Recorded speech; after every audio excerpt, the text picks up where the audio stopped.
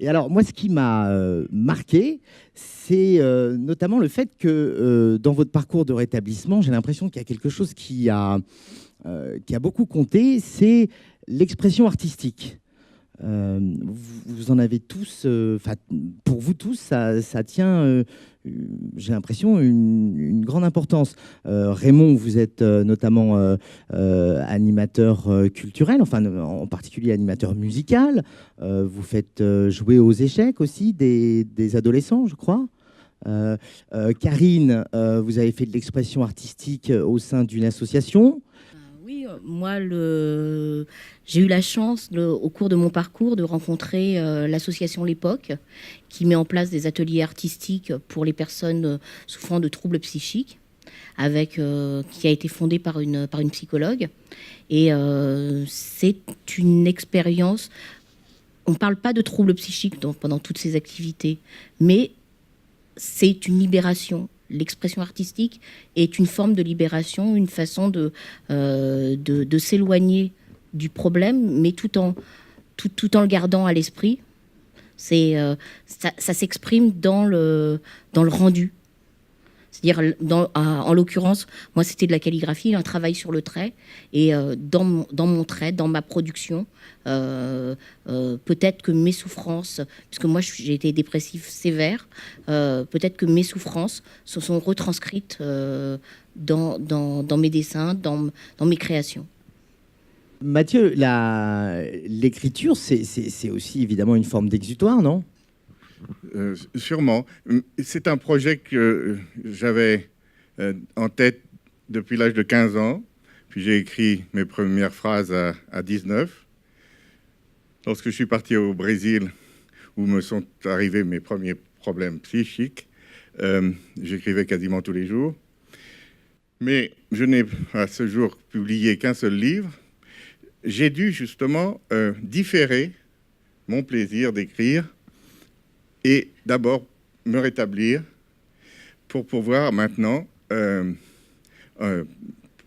m'organiser autour de l'écriture, mais parce que j'avais pu justement me retaper et que les choses ont pris du temps, mais cette notion de rétablissement, pour moi, elle vient couronner tout un parcours. Et si j'avais pas eu ce projet d'écrire, ça serait peut-être pas passé exactement de la même façon. Mais dans la présentation de I have a dream, c'est vrai que ça m'a aidé.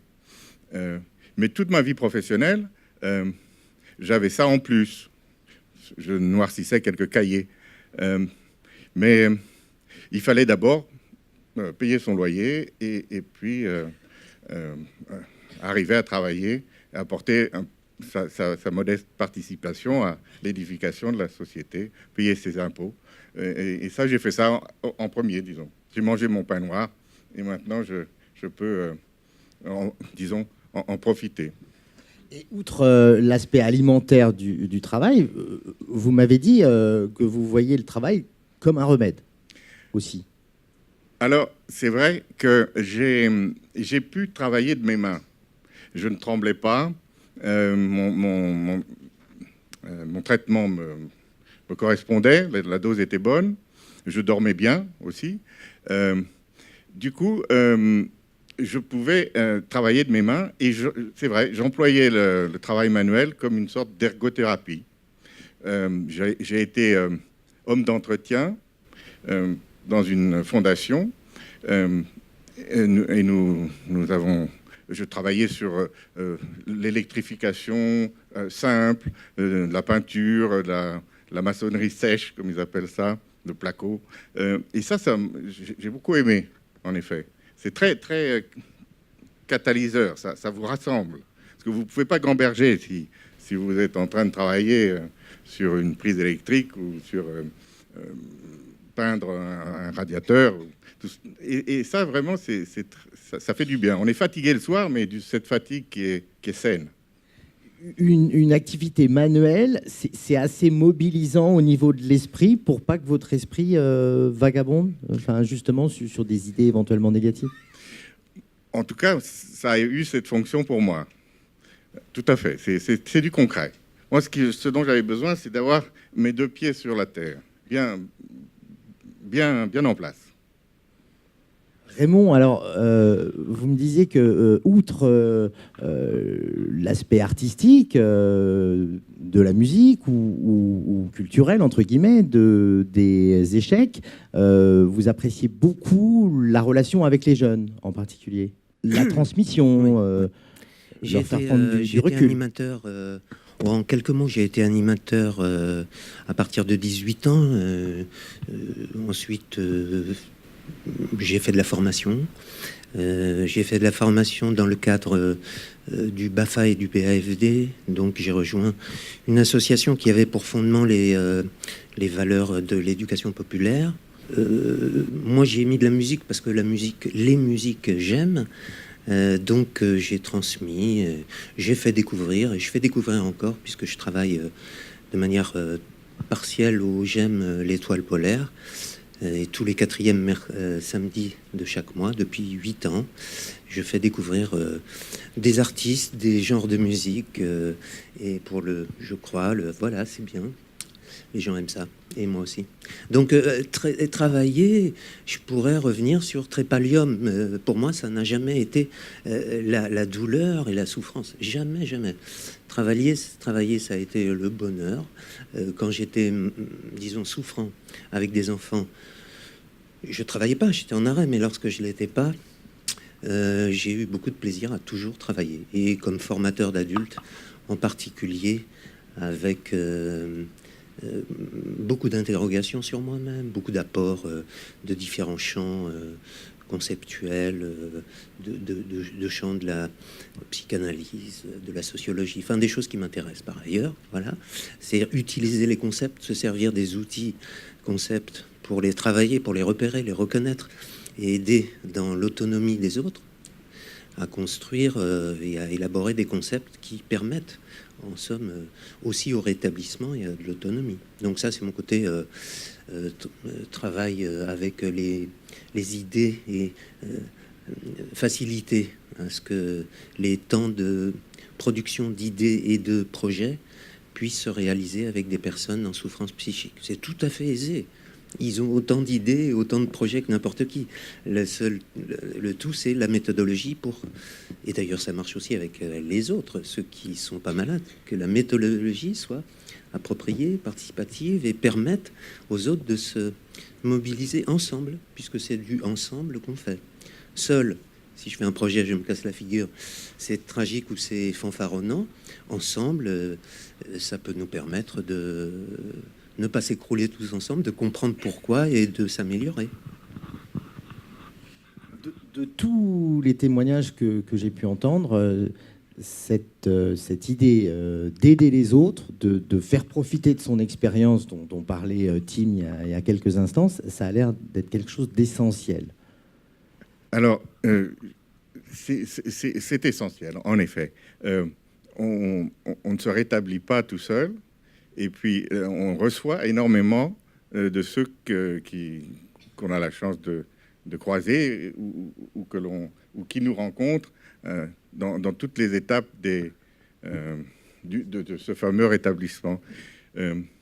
Lorsqu'il n'est souvent pas très envisageable, j'ai eu une médecin psychiatre qui m'a dit la déprime ou la dépression, c'est une maladie.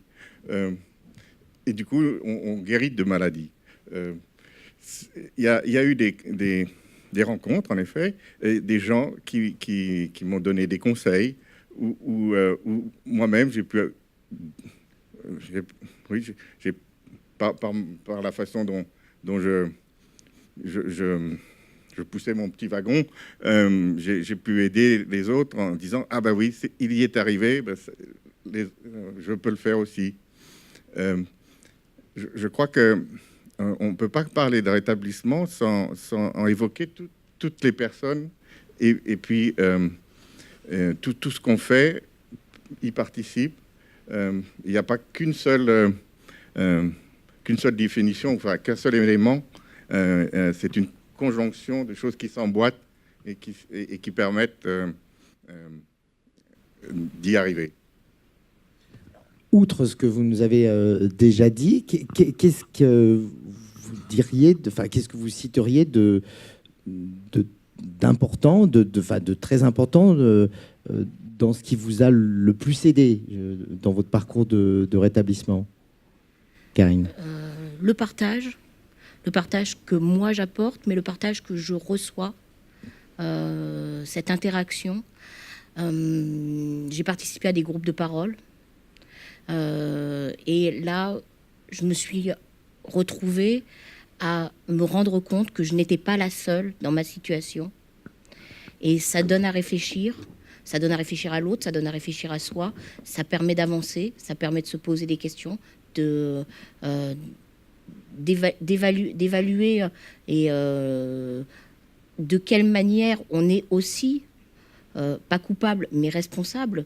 On n'est pas un robot. Je ne suis pas un robot, donc j'ai aussi des émotions, etc., qui ont amené à l'état dans lequel j'étais, un passé, et voir que chez les autres, on retrouve des caractéristiques communes, et ça permet de se rendre compte, d'avancer, de progresser.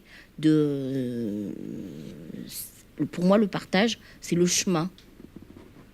Et le chemin qui, plus que le résultat, plus que le rétablissement, qui pour l'instant, moi, je me vois, je suis certainement sur la voie du rétablissement. Je ne peux pas dire que je suis rétablie. Je ne sais pas si je serai un jour rétablie. Est-ce qu'un jour, ça apparaîtra comme une évidence? Je ne sais pas. J'ai l'espoir, j'ai un rêve. Vous diriez donc aujourd'hui, vous êtes plutôt stabilisé Je suis en accord avec moi-même. C'est super.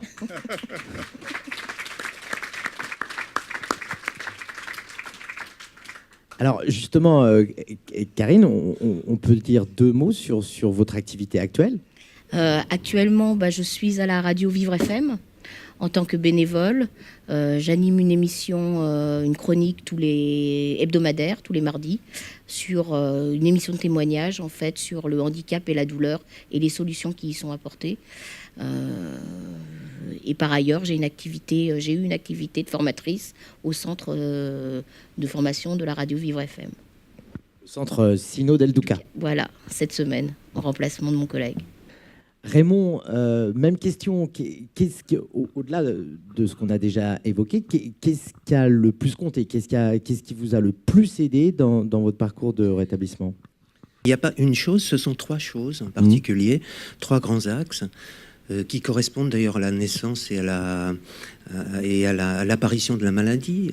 Donc l'axe du repérage diagnostique et de la prescription adaptée de thymorégulateurs. Je suis bipolaire et j'ai pris pendant 20-25 ans des antidépresseurs auparavant, avec donc des rebonds, des rechutes du côté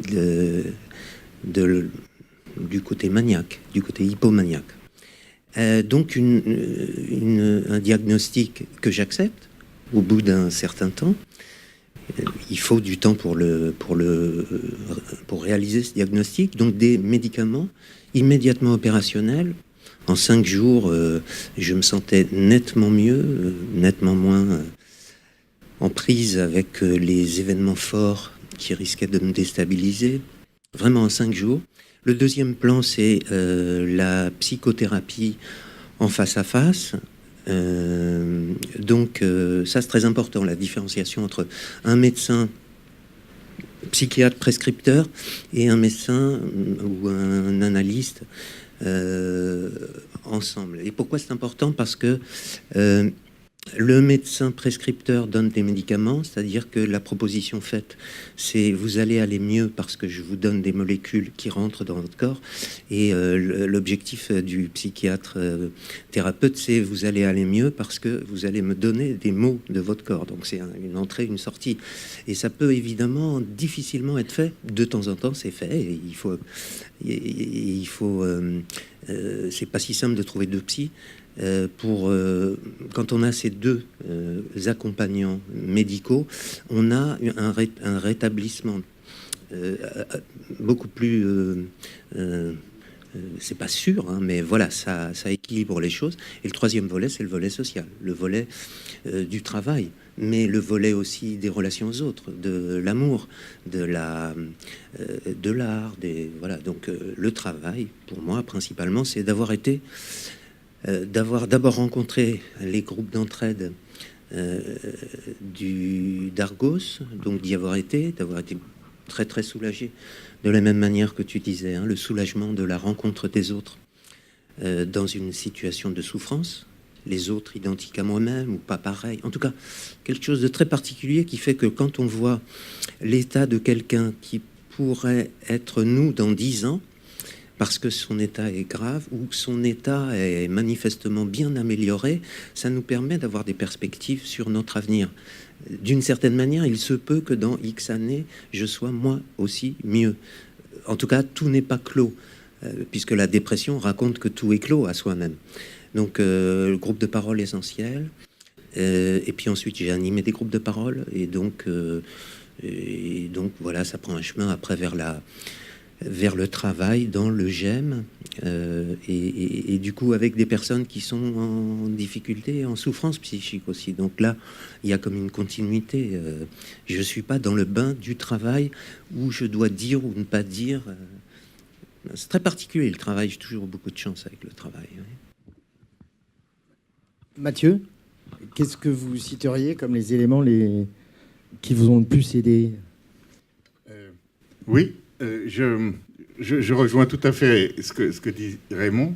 Il y a le suivi, l'accompagnement, tout ce qui est médical, la différence entre ce que j'appelais le chimiatre et l'analyste, qui étaient deux personnes différentes. Mais il y a aussi, Raymond disait l'amour.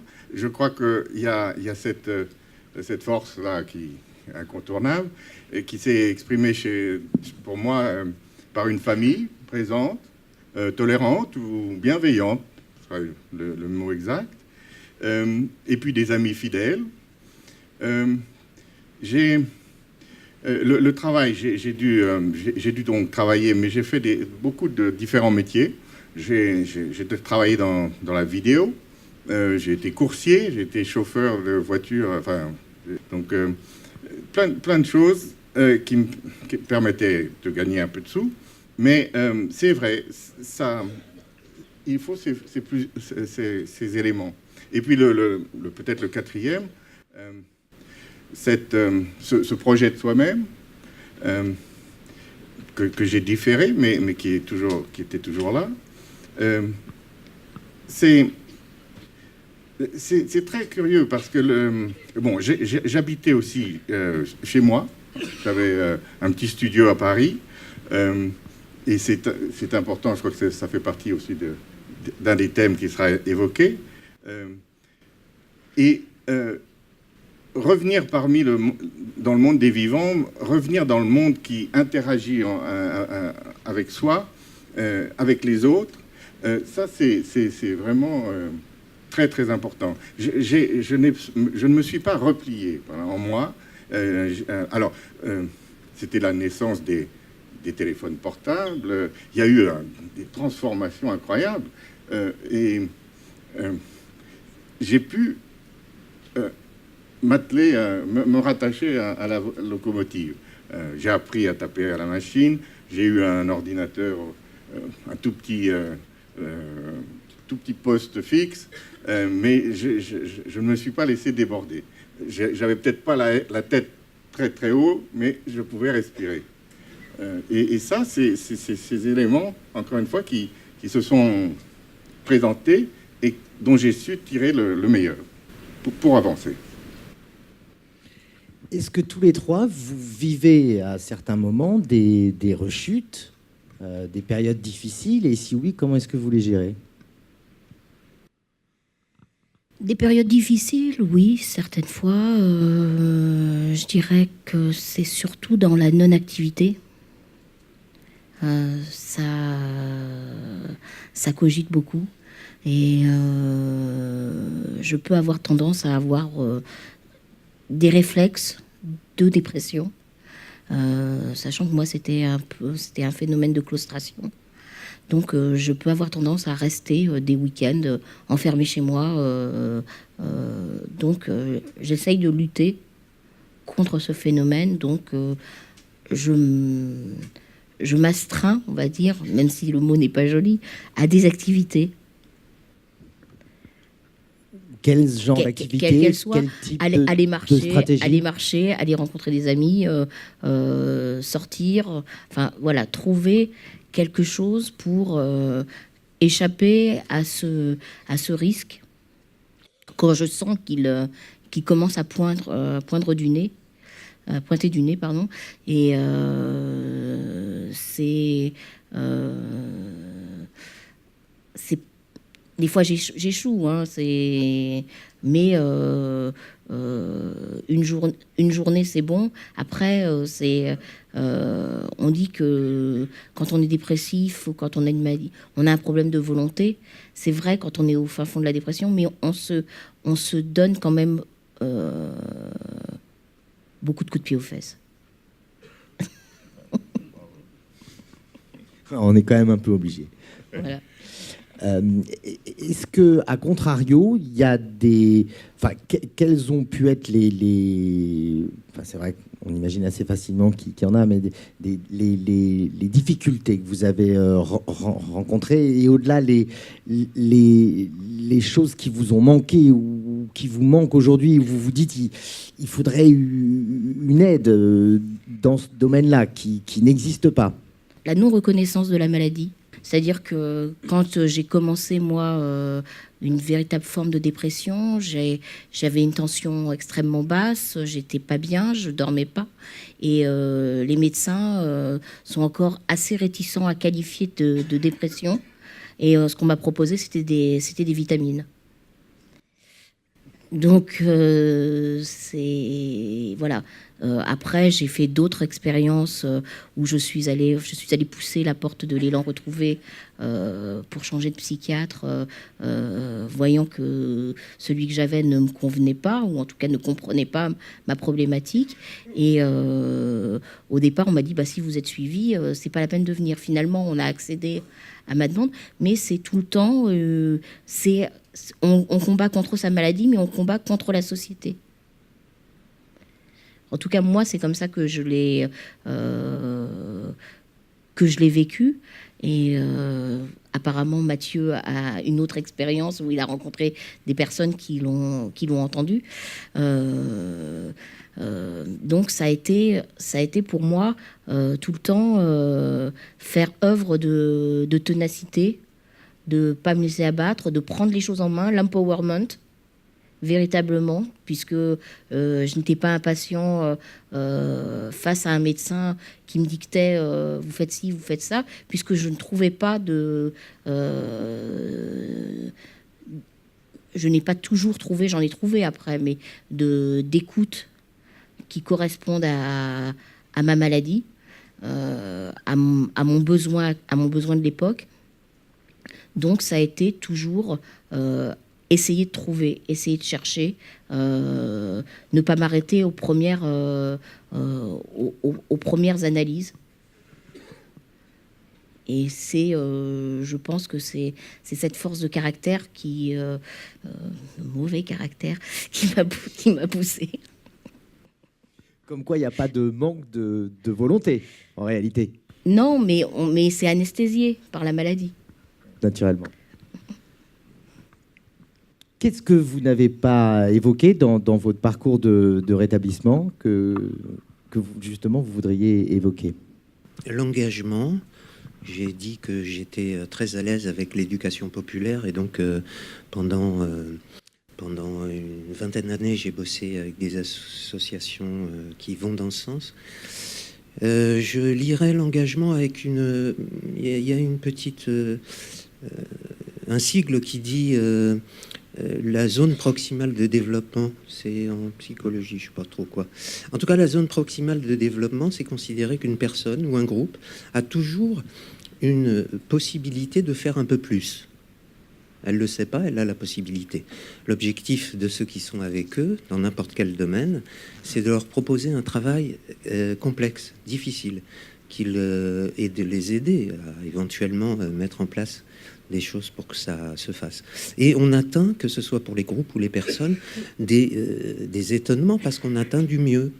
Et je pense que ça a à voir avec l'éducation populaire. Souhaiter le mieux et mettre en place des conditions pour le mieux. Donc je dirais que l'engagement, on sait bien que le social qui ne nous propose pas de contrat, mais qui nous assigne à élaborer un contrat, un contrat personnel, enfin un projet personnel. Il n'y a pas de projet social, mais il y a un projet personnel obligatoire, si vous voulez. Ça paraît bizarre, quoi, de devoir faire un projet personnel dans une société qui est incapable de proposer un projet social.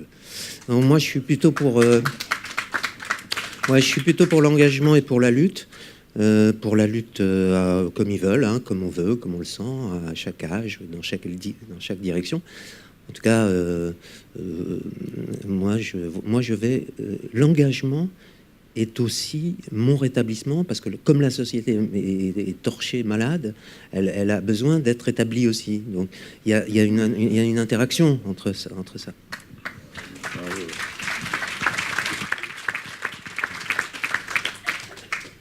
Pour moi, un signe qui est très fort pour moi, c'est le matin quand je me réveille, avec une sorte de joie d'accepter le jour nouveau. C'est presque une sorte d'émerveillement, de respirer même. Parce que je me souviens de matins très, très lourds, très, très, oui, pesants, mais... au-delà des forces que j'avais, alors je courbais le dos et c'était les jours sans, et que maintenant donc,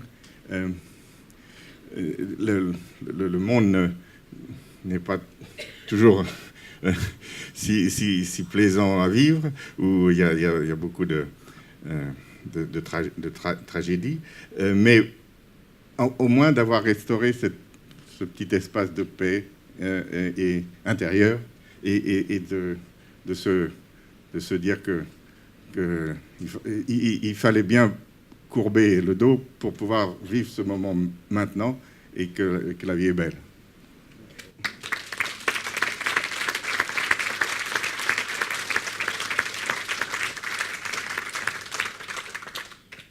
Karine, un dernier mot? Je suis un peu du même avis que Mathieu.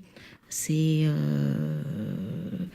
la vie est belle parce que la dépression, enfin moi, la dépression, la maladie mentale, ça a été un fardeau au départ, mais finalement c'est peut-être une chance d'avoir stoppé la machine à un moment, d'avoir réfléchi à qui on est, qui on veut être, et se mettre en accord avec soi-même.